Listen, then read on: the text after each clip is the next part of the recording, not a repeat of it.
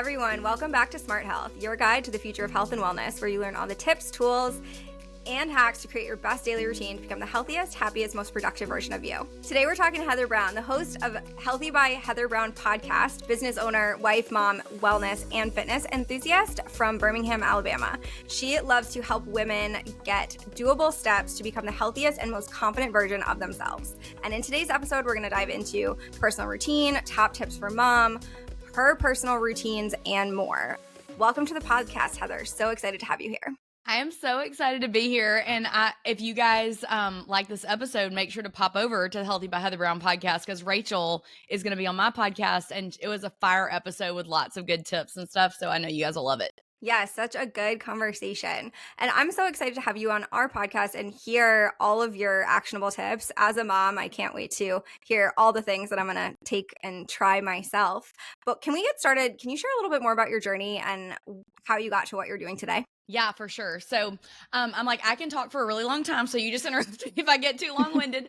But long story short, now I am a mom of two boys, 5 and 8, and I was born and raised in Birmingham, Alabama. Love Birmingham, love the city. If you've never been here, you've got to come check it out. It is truly just a gem in the South, and a lot of people tell me that they stop here on the way down to our beaches in Alabama and Florida. But my husband and I met in college. We are very much so into just living an active, healthy lifestyle. We have been married now about 15 years and are just thrilled to be like a family, and have really gotten involved recently in a church. We've moved recently. We've had lots of big family upheaval things happen. But I started my blog on the business side of things probably about 14 years ago now, which is wild. Back then, it was all about saving money and couponing. And my husband is actually a cardiovascular nurse practitioner. But back then, he was actually an accountant. So quite the role shift, and honestly, just a God story.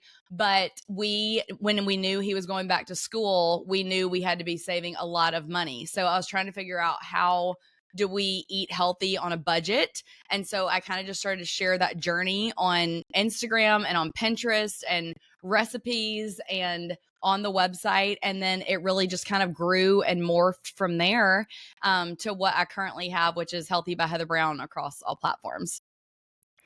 And you have created something called the Sunday Reset. Can you tell me a little bit more about that program? Yeah, for sure. So I'm going to start back at the beginning. I was pregnant with Leighton, my 8-year-old. So we're talking about, about 8 years ago at this point. And I already had the website established. I was teaching Pure Barre, which is a ballet bar based exercise. For those of you that don't know, I've always been a health and wellness, just like obsessed person. I just think it makes me a happier, better person, a better Heather, a better mom, better wife, all the things. And so I had just always lived this healthy, active lifestyle. I worked full time for a meal planning company. And then when I knew I was going to have Leighton, I went into the hospital thinking like, yep, I'm just going to bounce right back to working full time and vlogging and, working out and all the things. And I got to the hospital and had a very traumatic delivery. I had a 4th degree tear with Leighton, which, for those of you that don't know, that is the worst tear that you can have. And I almost passed out when my doctor told me, hey, just so you know, the repercussions of this tear are that you are going to be on your couch. You will not walk past your mailbox for 6 weeks. And I was like, wait, what? Just complete devastation, I would say, to what my normal was. And I was probably about 26 or 27 years old at this point, and just really felt like the Lord used it, honestly, just to teach me so much in life, and maybe even about where I had been putting my values and my identity about who I was before. And I think that a lot of it I thought was in being fit, or in being healthy, or in, being the Energizer Bunny and being all the things to all the people. And so as I was, sitting there on the couch, struggling to learn how to breastfeed, struggling being cooped up, being lonely because my husband went back to work, so it's just me and this baby that I'm now supposed to take care of, I really started to just struggle. And I just was, when you have that bad of a tear, you have to go back to the doctor sooner than the 6 weeks for a checkup. And so when I went on in, my doctor was like, "Hey, how are you doing?" And I said, "Well, I'm good, but I just want to know when I'm going to feel like me again." And she said, "Oh, well, actually, that's not normal." And she was like, "I'm actually going to write you a prescription for an antidepressant." And I was kind of like, "Whoa, wait, what?" I didn't say I was depressed. Like, what? I think that I'm probably just going to bounce back. I just need a little bit more time. And she was like, "No, Heather, this is one of the symptoms that we look for in postpartum mothers." And she was like, "You're telling me you're crying multiple times a day. You're telling me all these things." And so I did get started then on a low dose antidepressant. In hindsight, and now knowing what I know and interviewing so many experts in depression and anxiety, and knowing how you can marry Eastern and Western medicine and all these things, I will say that if I had known better then, I probably would have pushed back a little bit more and seen if I could have gone a more alternate route. But I know for some women, like, that is the answer you need. So I think that I share my story to make sure that women know that, like, it is so normal to struggle, whether it be postpartum anxiety or postpartum depression. That is just something that can truly take you to your knees. Rachel, did you by any chance struggle with any of that? Yeah, it's a great question, and so many people do struggle with it. I had two C-section babies, and so definitely someone who was active, etc. And then with my first, you can't like lift much weight at all after a C-section, and that was really hard for me. I didn't have postpartum anxiety or depression, but it was definitely something where you don't feel like yourself, and so many women do go deeper into that, and there are a lot of solutions that you can do across nutrition and lifestyle. But sometimes that medication is really helpful. When you think about kind of looking back, are there things that you would have liked to do either instead of the medication or in conjunction with the medication from a lifestyle, nutrition, movement perspective? So, one of the things that I have learned so much about over the past few years is how being outside in nature and walking and movement and grounding and breath work and all these things, like, how truly impactful they are on your health. Whereas maybe before I thought, like, "Oh, that's just nice if you can get outside," or "Yes, I like to work out." But I don't think that I truly understood how much your mental health is affected by your spiritual health and also your physical health. So I think now I would have loved to have met with somebody who maybe knew more about the more natural versions of things and been like, "Hey, can I be under your care and see if we can tackle this thing without getting pharmaceutical drugs involved?" But at the same time, hindsight's always 2020, and I'm so grateful that even though I got on that medication, I was able to pretty quickly get off of it as well, which in hindsight also I know that was not very safe, but I did it. So anyway, all that to say, as I was sitting there on the couch, struggling all the things, I started to be like, okay, what are some things that I can tangibly do to get back to your question about the Sunday reset? And I thought, you know what? I know how to meal plan. So that's something that I can do where I feel like I'm going to be being productive. I'm still going to be a contributing member to our household. And so I just thought, like, okay, I'm going to write down a meal plan for each week. And even if my husband has to take the grocery list to the store and shop for it, okay, great. And then I thought, and I can figure out a Bible study or a like group that I want to join to maybe do like a book club or something. So then I started texting people at my church and being like, "Hey, are there any Bible studies coming up where even I could join on Zoom or something along those lines?" So then I realized, like, on Sunday, I'm picking either like the book or the Bible study or whatever it is. I'm making the meal plan. And also, let me just mention too, one thing that Eric said, my husband, that was so impactful to me in the beginning was he was like, "Heather, you are so wrapped up in being so productive." And unfortunately, that's just like a part of who God made me to be. I'm a 3 on the Enneagram. I really struggle with that.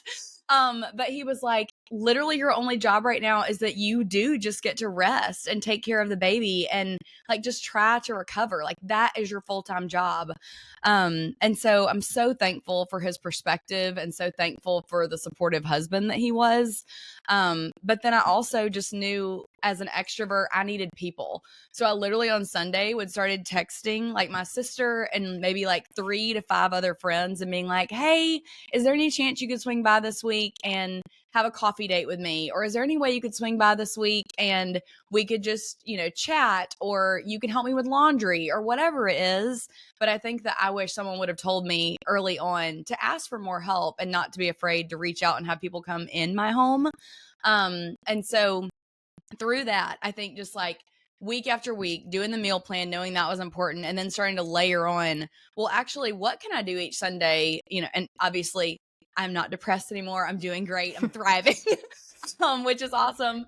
But I learned so much through that about how Sundays are really the sacred time for me where I can reset. And if you're listening to this and you're like, Sundays don't work for me for whatever reason, you can pick your day of the week or your day of the month or however you want to do it. But I just picked that day to typically be my recenter zone where I'm pulling out the kids, like we're in the summer right now. So what VBS are we doing this week, or what camp, or what's the school schedule? Preschool, it's so funny. They'll be like, it's random, bring an apple to school day on Monday. So like just thinking about the whole week ahead, like what's coming up. And so going ahead and lining up the kids' calendars, my calendar, Eric's on call schedule, and being like, what nights are literally bananas this week? And I know Chick-fil-A is going on the meal plan on Monday. And I know that before Tuesday, I've got to buy a gift for so-and-so. And I know that, and so it's really helping me know mentally, physically, and spiritually, I have set aside the time this week to gear up for a healthy week because, it's so true. People always say that if you fail to plan, you plan to fail. And so that really is how the Sunday reset was born. I love that. It was born out of necessity, but I feel like it's so helpful to so many people. Let's talk meal planning, because that's a thing that every single mom that I've ever spoken to struggles with. And especially when you're trying to manage all the kids' schedules and eat in a somewhat healthy way. What are some of your top tips for meal planning so that you can be healthy and also like have that balance where you're with the family, maybe you're getting Chick-fil-A occasionally, but what are your top tips for meal planning? So my number one tip that I always tell people is that you want to shop your pantry and your freezer first. So that is going to help you not only, number one, avoid waste, but also save money. And so I typically, the first thing is that I am opening up the fridge and the pantry. I'm seeing, what do we have? What if I'm already seeing that we've got noodles from last week that we didn't use to make our spaghetti, and I've got the pasta sauce, but for whatever reason, something went haywire last week and we didn't end up doing spaghetti night. Well, now that's what we're having on the meal plan on Monday. So that is informing a lot of my meal planning, is just shopping the pantry and the fridge and freezer first. I also am a very big believer on knowing your stock up prices.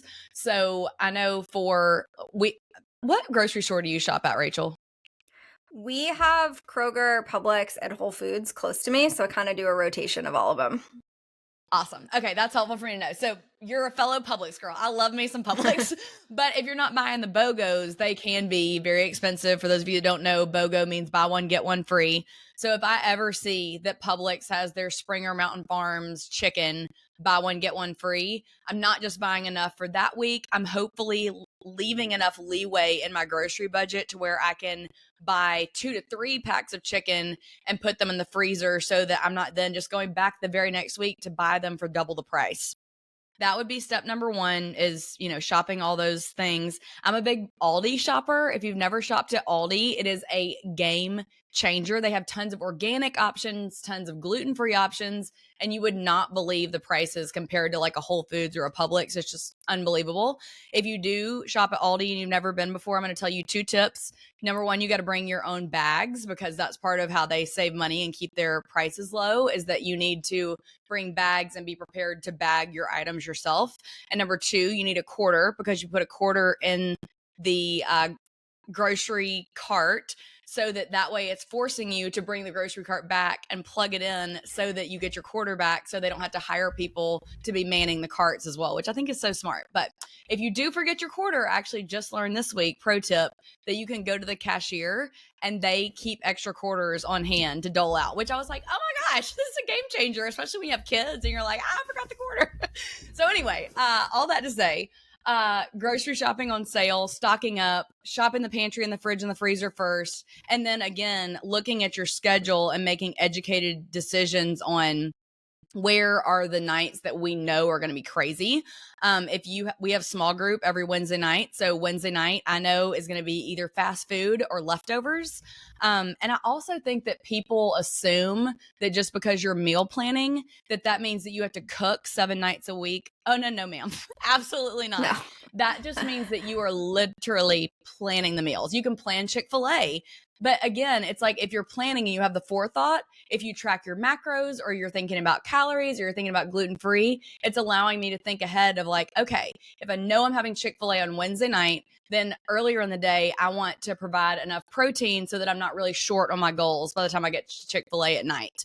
And also it's allowing you to budget. It's really, I mean, if you're not meal planning, like I just wish that I could like make everybody meal plan, because you have so many fixed costs in your life. Like, your gas bill is fixed, your car payment, your home, your mortgage, everything's a fixed payment, except for your grocery budget is where you have wiggle room to really save. And just because you're saving money, I tell people this all the time, doesn't mean that you have to eat unhealthy. You don't have to shop the perimeter of the aisles just to get sales. You can find other ways to save money on fresh produce and meals. But then I typically I like sit down with Eric and I also say, hey, this is what I'm thinking about for this week. Sometimes I'll get the kids' opinions. Hey, does hot dogs and hamburgers on the grill sound good to y'all? And another big tip that we do is every Sunday is just a clean out night. So no one's expected to cook on Sunday night. We just know that we're going to be either being leftovers, we're going to be making breakfast for dinner. It's just something super simple. And also the less ingredients that you use, the more money you save, the less extra calories, the more you eat in, the better you're eating for your entire body's health. So again, major meal plan lover. I love it. Meal planning is so important. I do it a little bit differently, and I try to plan every night, but at the very least, I plan the 5 nights of the work week. So Sunday to Thursday is what I'm typically planning. And often I'll plan like proteins and then buy some extra fruits and veggies. That's not the best budget saving way, but it does save some time. So there's a lot of different ways that you can do it, but as long as you're thinking about it and you're going to the store with a plan and you're not getting to 5 p.m. and being like, oh, what are we going to have for dinner, and having to order and go through that, it's both healthier and very more efficient, and it saves you money. So also a huge fan, but I think you do it a little bit better than I do it. So if you're looking to learn a little bit more about meal planning, definitely go to Heather. Can you share a little bit more? You interview so many experts on your podcast. What are some of the other top tips that you share or that even you do yourself to stay healthy as a mom?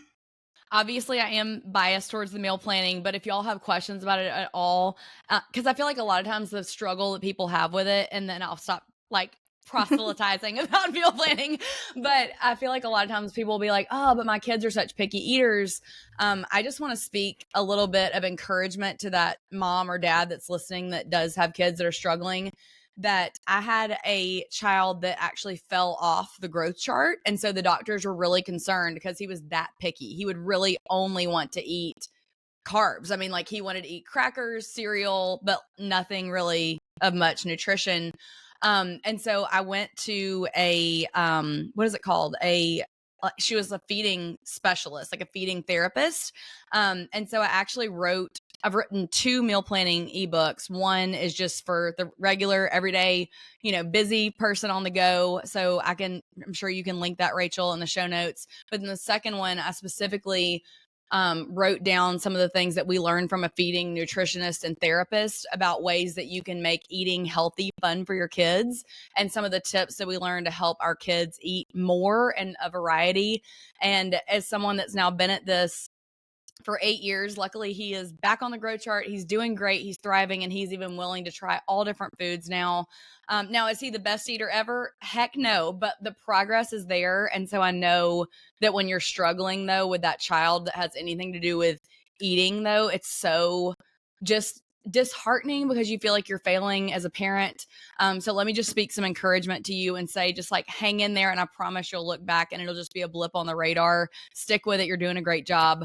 And then just as far as things that I've learned from guests, from people on the podcast that have just kind of rocked my world. I have you heard of Dr. Austin Lake? I haven't. Okay. He has gone kind of viral on Instagram recently. I think he has like around 500,000 followers or more. And he it's so crazy. I actually had him on to talk about how he ended up going viral because he was talking about why patients were firing him. And he talked a lot about some of the things that I love to chat about, which is how spiritual, mental, and physical health are all related. And so he was like, when people heard me say that, though, it was sometimes so offensive to them that they would let me go. And so, but when he talks about that on his reels, they just get crazy reach. It was so fascinating to hear him say. But one of the things that he said to me that I was kind of like, oh gosh, do you know how bad it is to take a 10-minute hot shower, Rachel? I have never heard anything bad about it.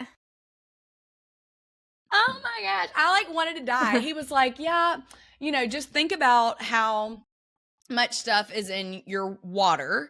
And he was like, unfortunately, if you look it up, like you can look, I think it's by county, what things are in your water. So there are things like traces of antibiotics, there's traces of like metal and like all kinds of horrific things. So we all hear like you should get bottled water or filter your water, these kind of things.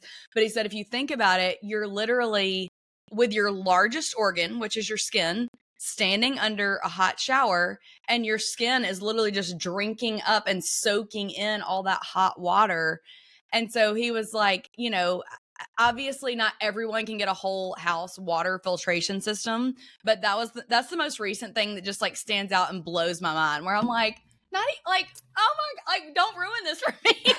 But I was like, wow, that's so interesting. Have you, now that I've told you like why and the skin and like being in the water, what have you heard about water? Yeah, the water filtration is something that we do at our house, but we have one that's on the counter. I actually forget what the name is, but we refill it. So we're not using the plastics, like the plastic refill, because there's all sorts of problems with water sitting in a plastic bottle type of thing. So we do the refilling water filtration in terms of what we drink.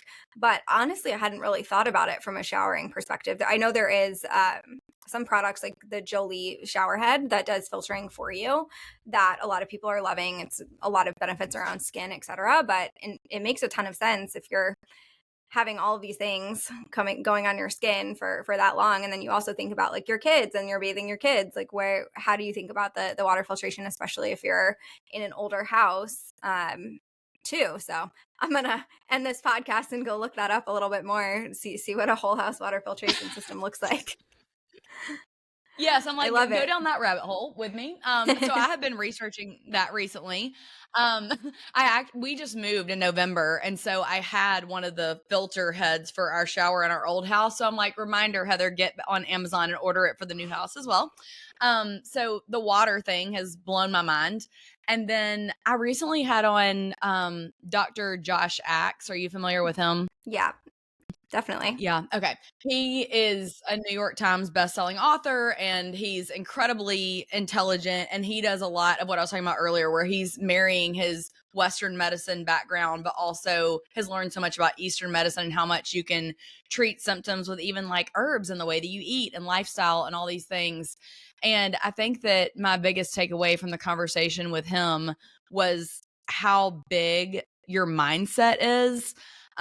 He actually just had this crazy, I mean, you'll have to read his book or listen to the podcast episode, because he had this crazy, I can't remember what it was exactly, but something happened where he quit being able to walk for an entire year. Like he got some kind of infection or something in his spine.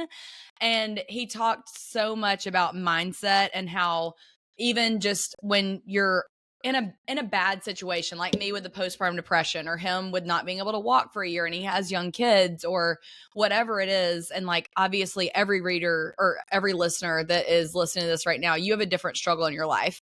But he was like, so often people are just mental thought change from a breakthrough. And so he talked a lot about how even when you're in that struggle, how to find the joy and how to have gratitude. And I think that as someone, and I'm going to try not to cry, but as someone who has lost I lost my sister-in-law in her early 40s to stomach cancer 2 years ago. And then I just lost my mother-in-law to dementia and Alzheimer's last August. And just knowing just like the true heartache that I've had to watch my family go through, but then still knowing that you can choose joy and you can choose gratitude in the hard, because even though like it sucks that I lost my mother-in-law, I was so close to her. But at the same time being like, but what a gift that I'm grieving that I'm losing her, because I had such an amazing relationship with her, and choosing gratitude about like, and we just bought this new home, and yes, that was super stressful, but how incredibly blessed are we that we get to have this new home that we're going to watch our babies grow up in. And really just making it a priority every single day to think about those three things that I'm grateful for. I think that has been something that's really impacted me a lot in the past few years. And then honestly, I mean, I don't even know how to begin, Rachel. Like I jokingly started the podcast being like, I want to learn more about health. And I know that my listeners do. And I know that on Instagram, we can only talk for 15 seconds at a time or 30 seconds at a time. And then you're cut off and you can't get into the more deep and meaningful stuff. So to me, it has just been mind blowing what all I have learned about big food and big pharma and what it means to get outside and how the sunlight affects your hormones, and unfortunately just like the pure corruption in so many different institutions across our country. And it, I mean, even just like the complete mishandling of COVID and not being willing to talk about alternate solutions, learning about how medical schools, they only basically train doctors how to prescribe a medication, not about any health and lifestyle stuff changes that people can make. I'm like, I could just keep going, but it is, I mean, truly mind blowing. I feel like I learn more and more every day, and I love it. I do think that in the next 10 years that our medical system and everything is going to look a lot different. Like I could definitely see a world where there's warning labels on a lot of the food that people eat every single day from a grocery store around the disruptions that it has in the body and what it means for future disease and chronic issues. And I think that a lot of the conversations you're having, some that we're having, it's just bringing all of this to the surface in a way that couldn't happen before a lot of this new media existed. So I'm excited to see what's going to come. I choose to be hopeful versus looking at all of the corruption and thinking about the hopelessness. I'm also a fan of the gratitude practice. I actually started waking up every single morning before I get my phone, before I do anything else, before I get my coffee, and saying to myself 3 things that I'm grateful for. And it was hard to start with because you're like, all right, all I want to do is like start my day.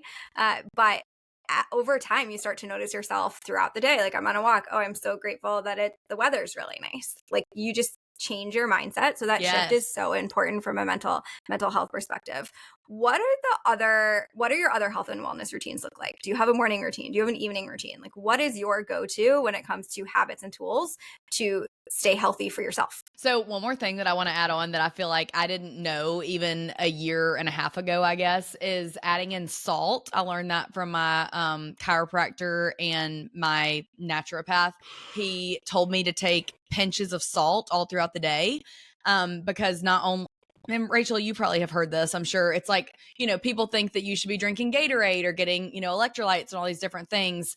But when you get pure, Celtic, or do you say Celtic or Celtic? I never know. I think it's Celtic, but Celtic, I say Celtic. Celtic. Okay. So thank you. Okay. So if you get pure Celtic salt or Redmond real salt, and I just keep a saucer out on my kitchen counter. And so every day when I leave my podcast recording area or my desk or whatever, and I'm running through the house, running errands, doing whatever, I just grab a pinch of salt, throw it on my tongue, and take a sip of water. And I swear it gives you this instant little burst, like a zing of energy, they call it. And it's so cool how intelligently the body is designed, because you've had enough when you put the salt on your tongue and you're kind of like, that just tasted like extra salty. Like that didn't really do anything for me. And that's your body saying, okay, I'm good. I've gotten enough of the salt. So that was one thing and it kind of goes into your next thing of yes, I do salt multiple times a day, every single day. If I walked you through my morning routine, I will say, I mean, I have an 8 and a 5-year-old. So some of the health and wellness practices that I've kind of gotten around them is that I have learned a lot through the podcasts and different practitioners interviewing how important morning sunlight is. And that morning sunlight is really important. And Rachel, you could probably do a better job of expounding on this if you want to, but essentially it helps you even out your hormones in the morning, helps your body start to realize like, yes, it's daylight. I'm not just stuck inside in fluorescent lights. It's understanding, like literally from a primal perspective, like the sun is rising, it's time to wake up. It's helping you regulate, when you should go to sleep at night, because I also at night try to go outside after dinner and see the sun setting. So in the morning, open the blinds.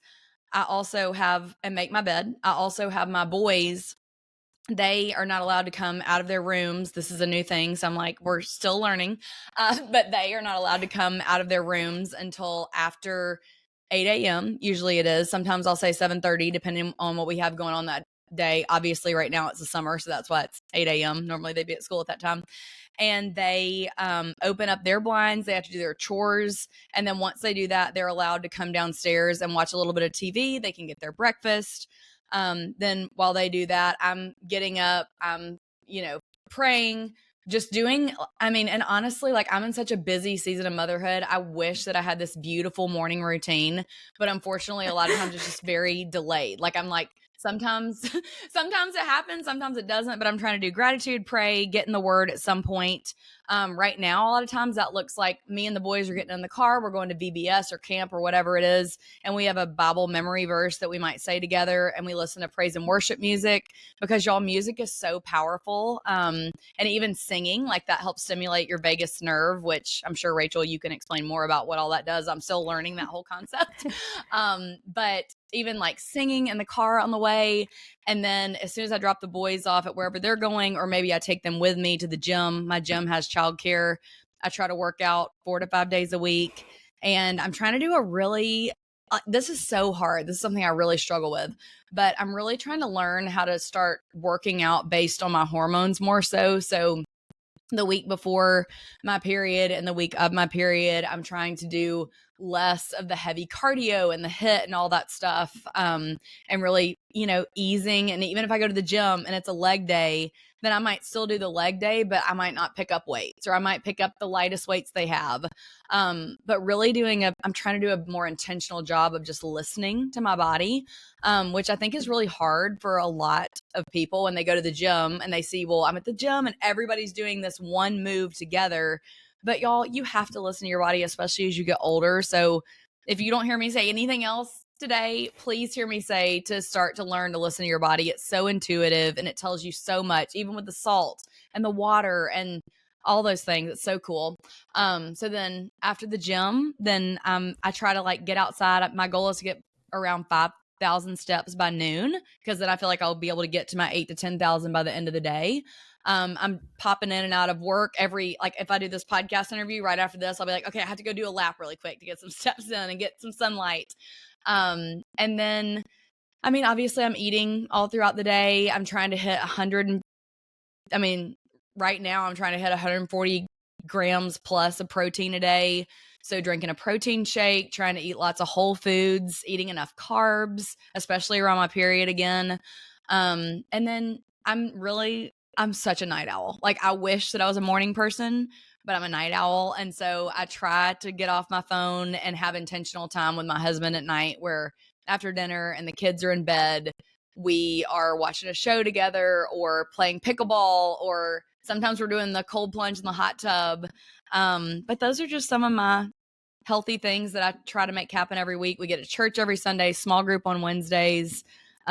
We try to be intentional about being with our people once or twice a week when we can, whether it be small group people or whether it be, we hosted a couple over for dinner and played pickleball last week, but that social interaction is really important to us as well. So many good tips in there. And I love what you said about you're in such a busy season of motherhood. You just try your best to get it in. And I feel like that's such an important piece of health and wellness that is so missing from all of the conversation across social and like a lot of podcasts. You hear people talking about these like 20-step morning routines, and it's like, okay, that's awesome for you 25-year-old who has no kids or no partner. And when you think about like getting in your 30s, 40s, etc., you get older, there's more responsibilities. And especially when you're in parenting, whether you're a mom or a dad, any parent, when your kids are little, there is so much need that they have from you that you have to figure out, yes, how to like fit it in for yourself, but what are the tips, tools, habits, etc., that you can actually fit in while also being a parent and attending to all of the things that your kids need. And it's such a delicate balance that I feel like people just aren't as graceful with themselves, and people aren't also talking about it too. It's like, yeah, I can't do a cold plunge every single morning because I have to drive or get in a cold plunge, etc. Like there are certain things you can and cannot do, which is great to know. 100%. To your point on light, there is so much research now about how light plays such a significant role in our bodies, especially as it relates to our sleep-wake cycle and our hormones. And if you want to learn more about that, I did an episode with Molly Eastman that anyone listening should go back and check out. She talks about a lot about light and sleep. And then I did an episode with Sarah Morgan, clinical nutritionist, who talks a lot about light and cortisol. But overall, if you think about it, it's super simple. When we were ancient humans, we woke up when the light went up, and we fell asleep when there was no more light, when it became dark. But now in today's world, there's all this artificial light, blue light. We can scroll our phones. We can get up at any hour. We can fall asleep at any hour. And it really disrupts the natural body and the natural rhythm. So getting in that daily light in the morning is super important. Those sunlight, like viewing sunsets, is really important. And I also just like to go outside in the middle of the day because we're spending 90% of our time inside. So just getting sunlight, like going out in nature, is so helpful for your hormones and your stress levels and just overall well-being. Yes, 100%. And one thing that I didn't mention, because I don't do it every day, but I feel like is worth mentioning, is that so my functional medicine doctor, Dr. John Palmer, I've had him multiple times on my podcast. You can hear episodes with him to talk more about the reasoning of why. But I also do intermittent fasting, but only 2 times a week. So I do one 18-hour fast a week and one 24-hour fast a week. And I always try to pick the 24-hour fast to be my busiest day of the week. And I also try to never skip dinner, because to me, that just feels mentally harder, especially as a mom and with your kids. So a lot of times it works out really well for me to do it on Sundays, because Monday might be my busiest back-to-back-to-back day. And so I'll just say to Eric and the boys, hey, since we're doing our clean the fridge out night, let's just go ahead and eat at about like 4:30 or 4:45. Well, then if I'm done eating dinner by 5:30 and that's when my fast starts, then I can eat dinner with my husband and kids the next day by the time he gets home from work at 5:30. And that's just been a really good hack for me. And the reason you want to do those different fasting times, which, by the way, if you have not read the book Fast Like a Girl by Dr. Mindy Pelz, it is mind-blowing. It is so phenomenal. She talks all about fasting for your hormones. And so I learned a lot just from reading that book too. I'm like, please, Dr. Mindy, if you hear this, come on my podcast. But she is amazing with all the knowledge that I have learned from her. And then also, I think that one other emotional thing that Eric and I do to reconnect is we really try to have a date night every other week.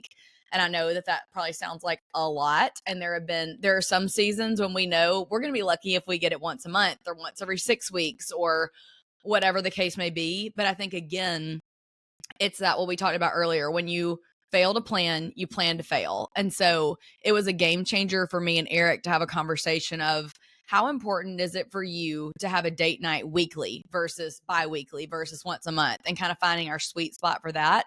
And then we talked about, well, how often do you need to feel connected by us getting away for a night maybe and letting my sister or my parents keep the boys. And we've decided that as long as we can get away, even for just a night once a year, that really helps rejuvenate our relationship and helps us remember to be friends and to like date each other and not just be like passing kids and passing food and passing all these logistical things. That's been really, really helpful for my overall health, just knowing that we have those trips or date nights to look forward to too. I love that. And it's such an important thing to remember. And relationships, whether it's with your partner or with friends, community, etc., is such a key to health and well-being that so many people miss, that it's even, I think there's a bunch of research around people like in older age too, where if you're around community, you're living longer. Like it's a key to health, performance, and longevity. And it's relatively simple to just go have a conversation, and it's free, which is we always love to see in the health and wellness world. Well, Heather, thank you so much for joining on this episode. So many good nuggets for people to take away. Last question is just, where can people find out more about you, the Sunday Reset, and all of your great advice that people can find? Yeah, absolutely. So if you go on Instagram, I'm at Healthy by Heather Brown. I always tell people it's HB squared, if that helps you remember it. So Healthy by Heather Brown on all social media platforms, Pinterest, TikTok, I mean, you name it. That's what I'm there under. My website, because it's so old and has great SEO, I have not completely transferred it over yet, but it is www.mylifewellloved.com. And I literally have 14 years worth of meal plans and healthy recipes and workouts on there. So y'all please check it out. I would love to hear a DM from you and just connect with you on Instagram, because these conversations are so cool and fun to have. So Rachel, I just so appreciate you having me on. And then like Rachel said, I have the podcast Healthy by Heather Brown. It comes out every Tuesday. So you guys can check that out on your favorite podcast platform. And then Rachel, I also have some meal planning freebies that I can send your way if you want to link up. That's like a 7-day free meal plan and meal planning templates, help them get started too. Yes, I will definitely link all of those, and I'll also link all of the social and the website that you just mentioned. And thank you again for joining, and thank you to all of you for listening to another episode of Smart Health.